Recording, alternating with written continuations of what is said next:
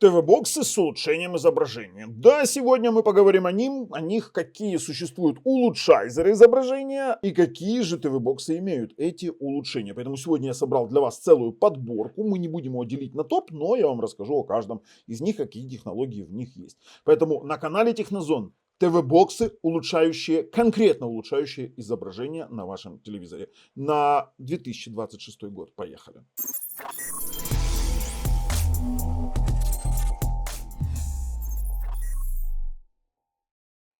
Итак, подписались, нажали колокольчик. Ссылки на все эти ТВ-боксы там в описании под видео. А начнем мы с того, какие же технологии есть улучшение изображения. И если пойти сейчас на какие-нибудь ТВ-боксы, на некоторых мы можем увидеть вот такие вот AIPQ, AISR, там VS10. Так вот, AISR, AIPQ и VS10. Три технологии улучшения изображения, которые есть сейчас в ТВ-боксах. AISR — это технология, то есть сейчас видите пример того, как это работает. Это технология улучшения низкобитрейтного изображения, то есть он дорисовывает через искусственный интеллект какие-то детали. Оно становится четче, детальнее и очень хорошо подходит для просмотра старых или низкобитрейтных IPTV каналов, старых видео и старых фильмов.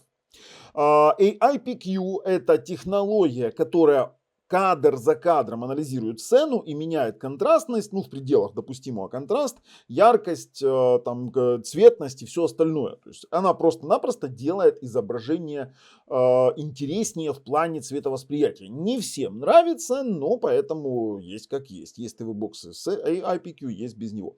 И технология VS10. VS10 — это технология, улучшающая опыт просмотра на старых телевизорах, позволяя конвертировать Dolby Vision и HDR контент в очень интересный момент. Ну и плюс сами по себе есть процессоры, которые имеют картинку поинтереснее. А теперь по ТВ-боксам. У нас есть ТВ-боксы на разных процессорах. Первое — это Realtek, которые имеют сейчас улучшение изображения. Второе — это AMLogic, и на Realtek в основном представлены Rocktec, Югусы, один, по крайней мере, Югус, и на Realtek представлен Zidu, один из вариантов. И, конечно же, есть еще там X11, но об этом сейчас по порядку. А вот AMLogic — это отдельная тема. Улучшение изображения на AMLogic есть только на топовых. На дешевых AMLogic по типу там AMLogic S905X4, их нет. На дешевых Allwinner'ах, на дешевых ТВ-боксах этого всего нет. Когда люди говорят, я куплю за $20 Tanix какой-нибудь, за 25 поставлю на него прошивку Slimbox, и там будет все работать, не будет. Не будет. Там нужно конкретное терпение. Есть бюджетные ТВ-боксы. Но давайте по порядку. Rocktec GX1. От компании Rocktec, по сути, это Skyward. У нас здесь процессор Realtek 1325, который и так дает классную картинку. Это сертифицированный Google TV Box с нормальным Wi-Fi 5 ГГц, 100 мегабитным LAN, и у него есть и Netflix, и очень классная обвязка по звуку, но самое классное, что он здесь делает, это картинку.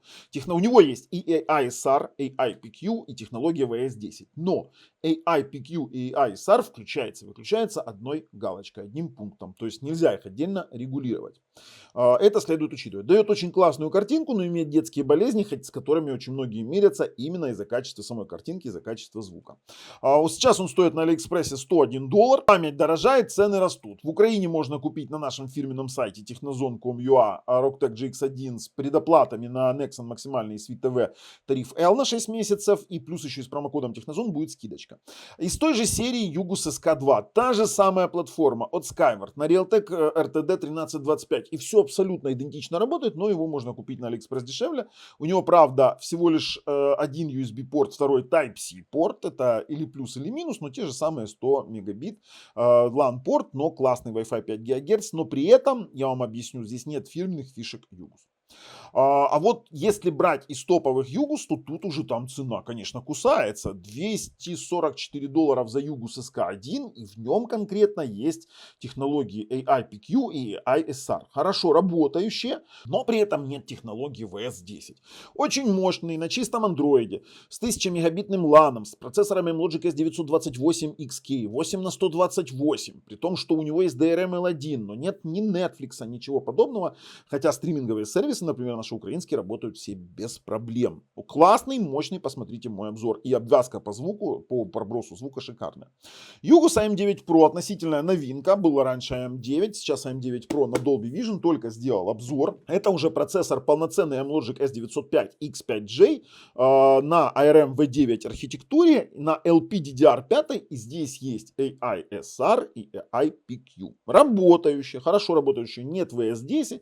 Можно корректировать картинку, как вам нравится, контраст, яркость там и все остальные параметры вручную. Кстати, на всех югусах, на чистом андроиде это можно сделать. Тот же самый 1000 мегабитный LAN, адаптивный Dolby Vision, и у всех этих ТВ-боксов, про которые мы сейчас говорим, есть автофреймрейт.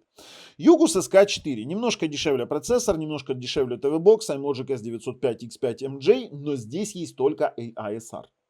Нет AI-PQ, есть только вот улучшение низкобитрейтного видео. Это все и улучшения, которые у него есть. Хотя ТВ-бокс стабильный, 100 мегабитный LAN, и он, да, он дешевле, зато все фишки Югу здесь сохранены. Это прям брат-близнец SK2, но на AMLogic и вот таком вот варианте исполнения чистого андроида. Зато Zidu Z9X8K, как он называется, тут дает, конечно, топ. Сам по себе не является чистым ТВ-боксом, является таким фьюженом между ТВ-боксом и медиаплеером, имеет формулу памяти 6х64, не совсем обычную, но очень эффективную. На Android 11, но базово без Google сервисов. Google сервисы, прошивку можно поменять, но потом уже вернуть нельзя будет на базовые. Из улучшений здесь есть VS10, AI-PQ и AI-SR.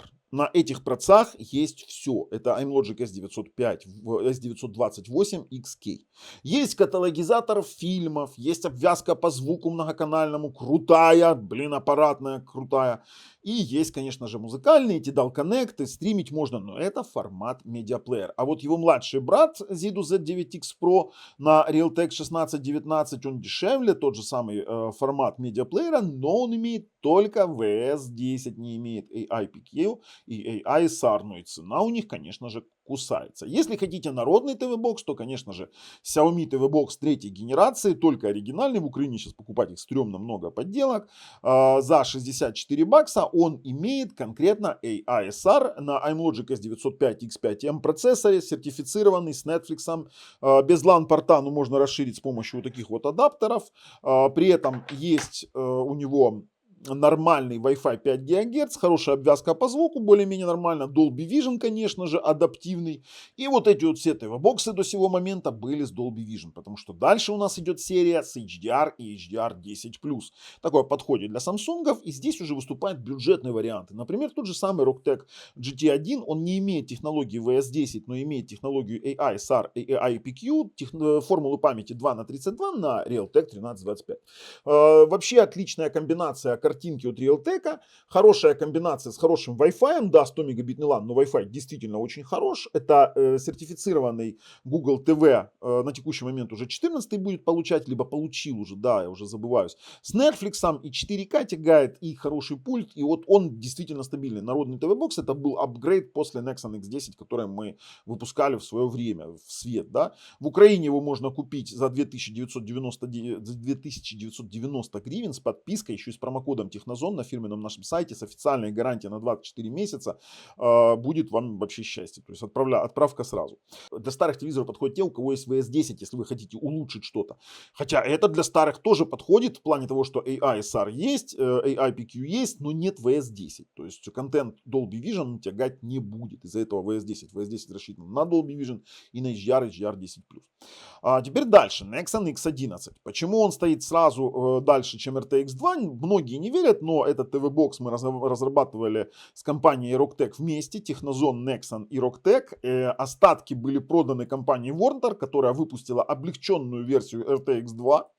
То есть была заказана очень большая партия, у нас было условие выкупа большой партии, и если Nexon X11 имеет в базе сертификат HDR10+, имеет охренительное охлаждение, ну пульт, там есть спорные вопросы, пульты дорабатываются, 1000 мегабитный LAN Realtek 1325 имеет AI-SR, И IPQ, да, конечно же, нету VS10, потому что здесь нет Dolby Vision, то RTX 2 имеет, он стоит, конечно, очень дешево, но у него нет нормального охлаждения, в базе нет, конечно же, HDR10 плюса, есть обыкновенный HDR10, но это, по сути, тот же самый TV-бокс из остатков, которые ему продала компания Rocktech из излишков той партии, которую заказывали, там заказывали просто очень много тысяч штук.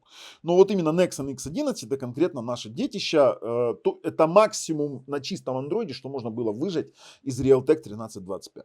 То есть я вам честно скажу, с учетом того, что дают сами производители проца для разработки, это максимум, что можно было выжать, и то мы уже делали обнову, и нормально все получилось, которую делают на RTX 2. Но если хотите базовый RTX 2, пожалуйста, можно тоже покупать, можно даже попробовать накатить Nexon X11 прошивку, если достанете ее. Vontar R5. Это RTX 2 на минималках с AI SAR, AI PQ, но такое себе. С охлаждением надо работать. 100 мегабитный LAN. Хотя TV-Box имеет право на жизнь. Появились Slim прошивки. И тут уже я вам скажу, вам следует просто посмотреть мой обзор, потому что есть версия 2 на 16, есть версия 4 на 32 за $36. Но опять же, тут именно комбинация самого Realtek 1325, многие мирятся с детскими болезнями Realtek только лишь из-за картинки, которую он выдает. А если хотите совсем бюджет и на M-Logic, и чтобы работал AI-SAR, только AI-SAR, AI-PQ нет, VS10 нет, то X96 M200 работает на M-Logic S905 X5M, это самый дешевый проц, который, вот самый дешевый той-бокс, у которого более-менее что-то работает 2 на 16, версия 4 на 32 будет $49, но при этом у него очень слабый Wi-Fi 5 ГГц. Хотя, в принципе, для кино он спокойненько идет. 1000 мегабитный LAN. Как обычно, у X96 проблема с кучей ревизий, поэтому с прошивками вы будете бегать и долго подбирать, которая работает. И есть вариант того, что самый новый, который вы купили, он на ревизии, который еще никто не знает. Это у X96, любимая тема. Но в целом такие TV-боксы существуют. Относительно процессоров ROG-чип, которые имеют уплавнялку, я их не беру в расчет, у них нет ни автофреймрейта, ни возможности его реализовать. И уплавнение там работает только в 30 Гц, либо там какие-то определенные моменты. И все это очень далеко до идеала. Там мы туда пока не лезем. Вот когда уже там что-то выпустится на RMV9 с уплавнением и тому подобное, тогда это будет что-то интересное. Ссылки в описании под видео. С вами был Бабл на канале Технозон. Пока.